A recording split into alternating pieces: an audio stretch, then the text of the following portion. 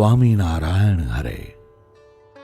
સંવંત 1877ના કાર્તિક વદી 13ને દિવસ શ્રીજી મહારાજ ગામ શ્રી લોયા મધ્યે સુરા ખાચરના દરબારમાં રાત્રિને સમયે ઢોલિયા ઉપર વિરાજમાન હતા ને ધોળી છીંટની ડગલી પહેરી હતી તથા રૂનો ભરેલો ધોળો સુરવાળ પહેર્યો હતો ને મસ્તક ઉપર ધોળો ફેંટો બાંધ્યો હતો તથા ધોળી પછેડી ઓઢી હતી અને પોતાના મુખારવિંદની આગળ મુનિ તથા દેશ દેશના સત્સંગીની સભા ભરાઈને બેઠી હતી.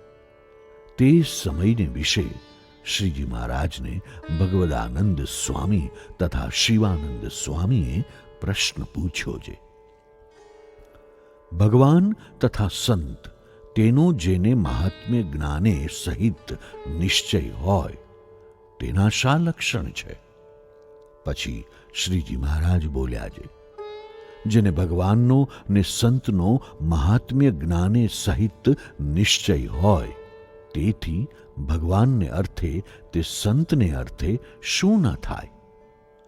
એને અર્થે કુટુંબનો ત્યાગ કરે, લોકલાજનો ત્યાગ કરે, રાજ્યનો ત્યાગ કરે, સુખનો ત્યાગ કરે, ધનનો ત્યાગ કરે, સ્ત્રીનો ત્યાગ કરે અને સ્ત્રી હોય તે પુરુષનો ત્યાગ કરે એમ કહીને પછી આ સર્વે હરિભક્તની વાર્તાઓ એકબીજા કેડે કરી.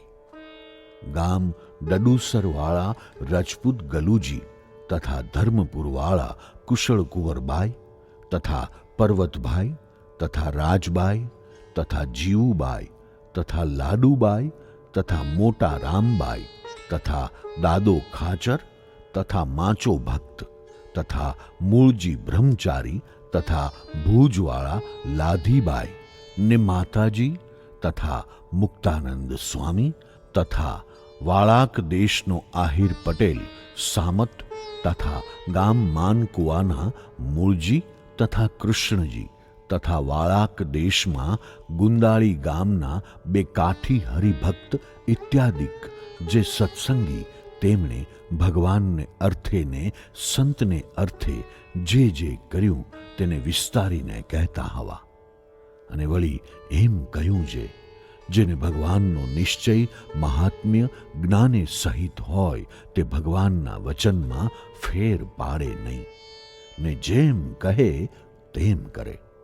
તે ઉપર પોતાની વાત કરી છે. અમારો સ્વભાવ કેવો હતો? તો ગોદોહન માત્ર એક સ્થાનકમાં રહેવાય પણ વધુ રહેવાય નહીં એવા ત્યાગી હતા અને વૈરાગ્ય અતિશય હતો ને શ્રી રામાનંદ સ્વામી ઉપર હેત પણ અસાધારણ હતું. તો પણ સ્વામીએ ભુજનગરથી કહી મોકલ્યું છે, જો સત્સંગમાં રહ્યાનો ખપ હોય તો થાંભલાને બાથ લઈને પણ રહેવું પડશે.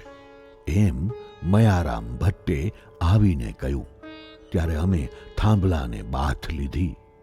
ત્યાર પછી તેમણે કહ્યું છે, મુક્તાનંદ સ્વામીની આજ્ઞામાં રહો. પછી અમે સ્વામીના દર્શન થયા મોર 9 મહિના સુધી મુક્તાનંદ સ્વામીની આજ્ઞામાં રહ્યા. એવે લક્ષણે કરીને જેને સંતનો ને ભગવાનનો એવો નિશ્ચય હોય તેને જાણીએ. અને પછી સુંદરજી સુતાર ને ડોસા વાણિયાની વાત કરી. અને વળી જેને ભગવાનનો ને સંતનો એવો નિશ્ચય હોય તેને તેની કોરનો કેફ વર્તે એમ કહીને રાણા રાજગરની વાર્તા કરી અને પ્રહલાદની વાર્તા કરી છે.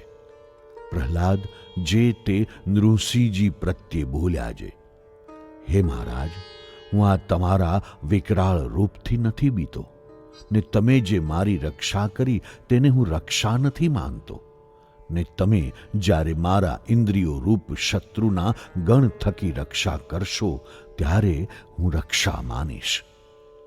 માટે જે ભગવાનનો ભક્ત હોય તે દૈહિક રક્ષા ભગવાન કરે તેણે કરીને હર્ષ ન પામે ને રક્ષા ન કરે તેણે કરીને શોક ન કરે અને અલમસ્ત થકો ભગવાનને ભજે અને ભગવાનને સંત તેનું મહાત્મ્ય બહુ જાણે.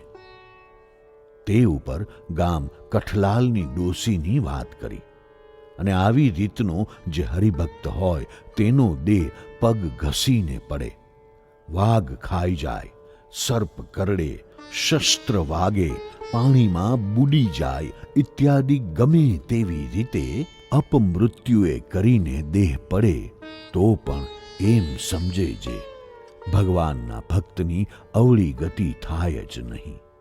એ તો ભગવાનના ધામને જ પામે અને ભગવાનથી વિમુખ હોય તેનો દેહ સુધી સારી પેઠે પડે ને ચંદનના લાકડામાં સંસ્કારે યુક્ત બળે તો પણ તે તો નિશ્ચય યમપુરીમાં જાય.